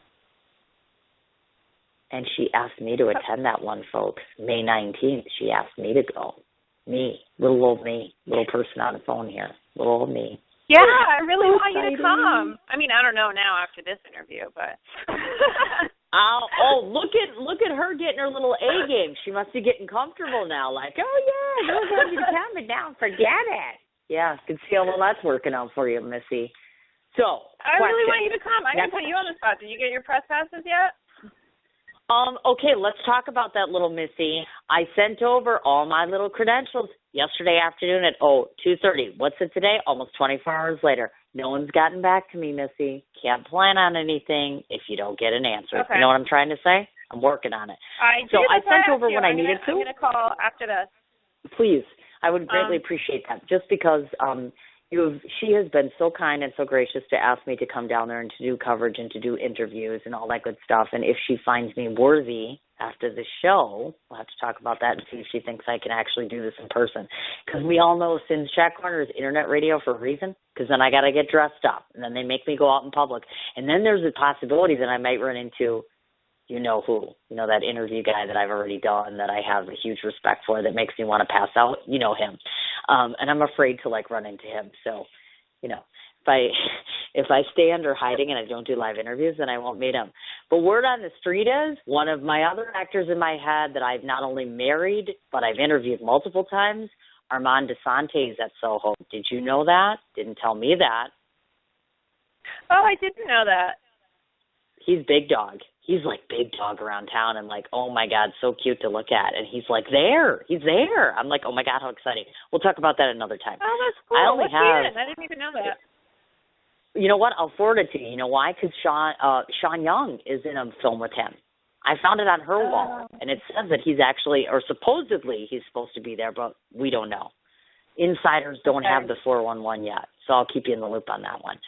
So now, before we get off of the networker and Sam and on to our last question, I'll just ask you to just tell the folks what part you play in each one of the movies, and then the other second part of the question is, how do you desire your droves of fans to embrace you as far as on-screen character?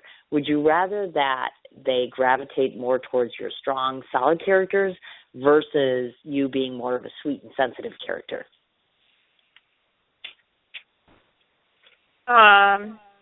Okay. All right. First part, in Networker, I play a high-end call girl that runs into the lead character on a different day, a tough day he's having. I'll say it like that. And in Sam, I play a local woman that lives in the East Village by the magic shop where everything kind of happens for Sam. And, and I run into the main character there, too. So, yeah. Wonderful. Absolutely wonderful. In terms of what I play, I mean, I'm open to both. Yeah, sure, I'll play a sweet, nice character, but I also really like playing,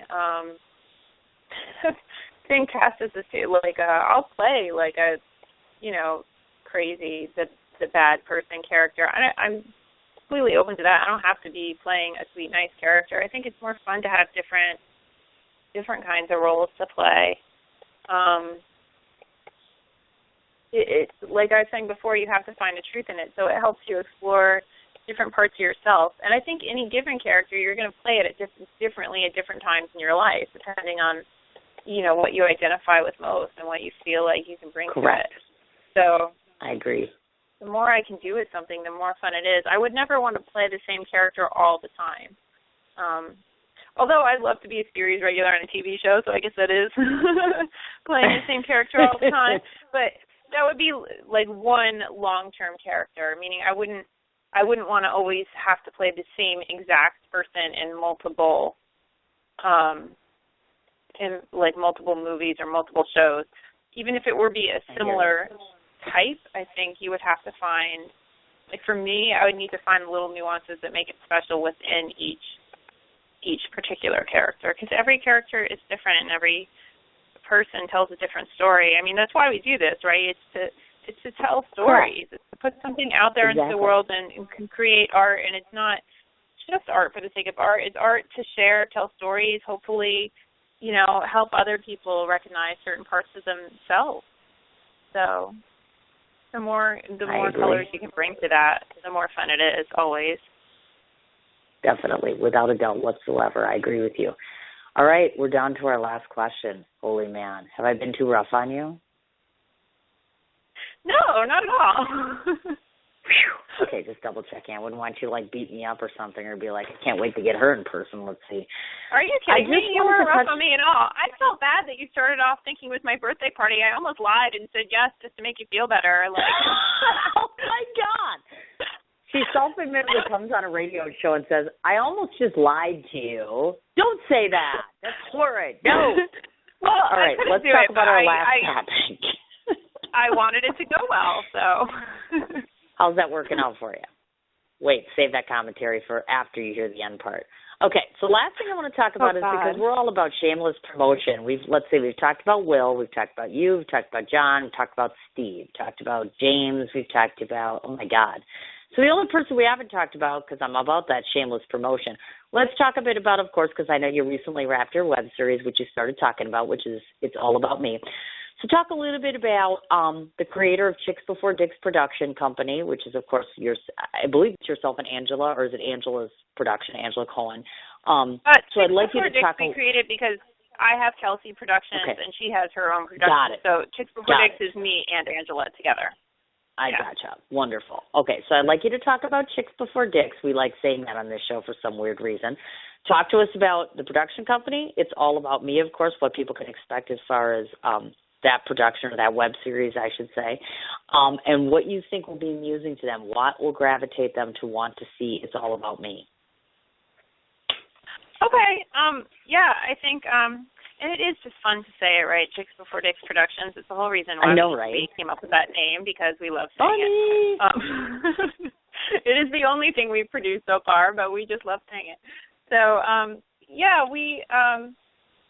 we wanted to create something that was different, that we felt like wasn't really out there. And it also just started from fun. We were working on a movie together, and I had my movie coming out, and I had written other things, and she had also written, and we both come from the UCB Upright Citizens Brigade background for writing and improv. So when we had downtime on set, we started talking about it, and I was like, you know what, we should do something together. So we initially started writing there, and even the idea, I was like, well, maybe it'll be a wine company, because she was talking about how much she loves wine. I'm like, I love wine. Who doesn't love wine? So it kind of started from fun from that, and we're friends. We're in an actors group before we worked on this film together, but then we really got to be better friends on the film. So I think you see that in it too, hopefully. We had a lot of fun doing it and writing it, and there was a true friendship there. And we both wanted to tell, stories that pioneered women, and that would be something, a little bit more edgier than what you usually see. It definitely has an edge and a bite to it. Some of the things that we talk about are not usually addressed or joked about necessarily. Sure.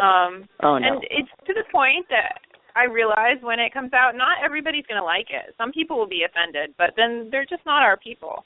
I feel like this is something that men get away with more than women. Men can say and do things and they get away with it, and women, there are different expectations sometimes, and we wanted to break those barriers. So we definitely broke them, and again, hopefully people will laugh and think it's funny, and other people might just think it's really obnoxious, and But we really went there, and we definitely went for it, and I'm really excited about that. So we have very it. Cool. Very cool. Yeah, it's very cool. And then even that was the first time I've ever co-written a series with someone, and it's also the first time I've ever co-directed.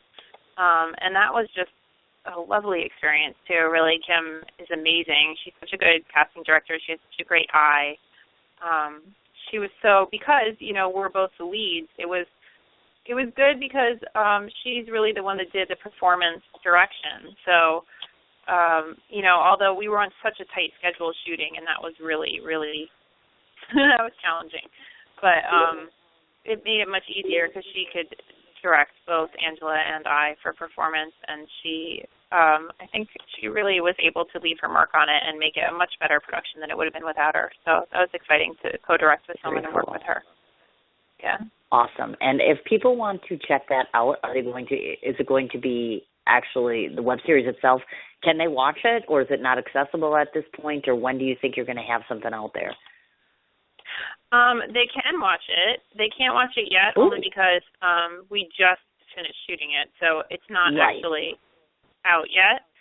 But they can watch it, and we're going to be putting it up on Vimeo. Vimeo, instead of YouTube, it's kind of become more of a filmmaker's platform. Actually, so you know this, I'm sure. Vimeo is more for, like, the indie filmmakers as opposed to, like, you know, cute dog kisses little girl or something. It's more YouTube. So we're putting it up on Vimeo, and it's all about me. You can just Google it on Vimeo. It's actually vimeo.com/it'sallaboutme is the address for it. And we don't have it up there yet, but within the next 3 months, we'll have, we should have the first webisode up. We're actually in talks to possibly bring it as a TV series as well. But we definitely initially, that would be very exciting. And, you know, who knows what will come of that. But I'm pretty excited that we have some meetings already, which is, you know, that's cool. I'm excited about that. And either way, I would be excited. Yeah, we'll, because right now it's written for a web series. We shot it as a web series, so that's the plan. But there are a lot of great web series out there. That's also the thing that inspired us. If you look at, like, High Maintenance is the first Vimeo, you know, which I think is really cool that they have, like, they're, like, paying, well-done, awesome web series out there. Or Hudson Valley Ballers, Paula Pels is so funny on YouTube. You bet. Yeah. So that's what you can expect. Nice. Expect to go in seeing, I guess, women characters that you wouldn't normally expect. Bingo. You hit it right on the head there. My goodness. Okay, now I'm going to give you like a 3-second break to be quiet. I want to run through and read all of this off in case I forgot anything. To the listening audience who have been listening to the two of us speaking, I'm going to tell you the various ways that you can find Miss Kelsey O'Brien out there. First of all, Vimeo, which is what she had mentioned. Some of her work is on YouTube. Obviously, she is an actress, so she possesses an IMDb profile. She can also be found on Instagram, and she also has a Twitter handle, which I just found yesterday, which is and that's, I'll spell it out for you because it's the easiest. It's KELC and then _ and then altogether O'Brien, OBRIEN. In terms of Facebook, she has a personal page, and she also has a Kelsey O'Brien actor/director page, so you can check out either or. Actual physical website being kelseyobrien.net. And then, of course, as it relates to individual projects, Facebook-wise, there is a Facebook page for The Networker. There is a Facebook page for Kelsey Productions. There's also a Facebook page that you can check out for Soho International Film Festival, which is, of course, the individual place that we have these films that are showcased. I wanted to ask you, for both Sam and for Enchantments, have you put up a page, or is there anywhere that people can get more info about that? Sam does have a Facebook page. Okay. For Enchantments, I have a Kelsey O'Brien page on Facebook, so I use that for Enchantments, or I have a link to a website on my website for Enchantments. And got it. So there's also a Ridgewood Film Festival page, I think, on Facebook. I feel like everything's on page now. Yeah, right. Everything, everywhere is all over Facebook. So the last thing, did I miss anything on social media? That's pretty much everywhere they can find you. I just want to double check. Yeah, I think I'm on Tumblr and Pinterest too. Did we say that? Yes, that's right. Yes, I did not mention Pinterest. I just started following you on Pinterest, which I don't even know what the hell it is half the time, because I'm like, what is that? Just like Instagram. My kid has an Instagram. And I'm like, whatever. I don't have time for this. Pinterest and Tumblr, everything of the same KELC _O'Brien. So you betcha. It's the same handle as Twitter and everything. Now, I only have one more thing to deal with. I do. I only actually, they're going to cut me off in a whole of 8 minutes. So if you listen to John Gallagher's interview or any of my interviews, you know that the very last thing that I do is I get to let you sit down and I get you about approximately 2 minutes or so, because I get to tell you, Miss O'Brien, what I think of you, because the host always does that. That's the last thing we do on this show, is I get to tell you what I think of you. So don't say anything. You just sit back and listen. There's always interesting remarks I get. Some people actually cry. Some people don't know what to say. It's always kind of a who knows what they're going to say. John Gallagher took it in great stride. So this is what I'm going to say about I'm so Miss nervous O'Brien. now. Now I'm going to go. Hush. You have to be quiet and listen. That's right. Just be quiet and listen. The reason I do this is because not only do I get to speak from me to you directly to tell you exactly what I think of you, the listening audience gets a sense of who you are in these next 2 minutes, and hopefully with any luck at all, it will let them know what they really should have figured out in the last almost 2 hours that we spent on air together. So these are my impressions of you, Miss O'Brien. So here it goes. Excuse me. Very, very first time that I found out about this young lady on the other end of my phone is through Mr. John Gallagher. I had interviewed him for 2 whole hours, and John Gallagher came to me and he said, listen to me. I have this very dedicated artist. She is an artist and first and foremost by all means, and by that we mean the way she talks, the way she carries herself, the way she represents herself, and her modesty, her sense of integrity, and her sense of professionalism. He spoke volumes about this woman. And if anybody has ever listened to my show for John Gallagher, you know that John Gallagher is very high on my list. So when he brings me anyone, I'd be the first one to jump at her. So here's what happens, kids. I go and I approach her, and what does she do? Nothing. She doesn't even answer me. And I'm like, I'm never going to get a hold of this woman. And then when I finally get her on the phone, much to my surprise, not only is she just what John envisioned me, he gave me a wonderful picture of this woman. And then I thought to myself, I'm going to speak to her. And I had this lovely half-hour conversation with her, and then I researched her. I went behind her back, and I spoke to her friends, and I spoke to her co-stars, and this is what I found out. I couldn't possibly encapsulate who this woman is in the course of 2 hours, 4 hours, or a week. What's most magnificent about her is nothing that is found on the internet. And everything that is found either on screen or has been written about her has been said about her. She's dedicated. She's loyal. She has purpose, passion, and meaning the moment she walks into a room, whether she steps onto a screen or whether she brings her presence to a room. People are engaged by her, engaged with her, and most importantly, she brings to the sense of the screen and to a sense of all in general. She brings happiness. She brings tears. She brings laughter. She brings a sense of merriment about herself. She's all too cognizant of who she is.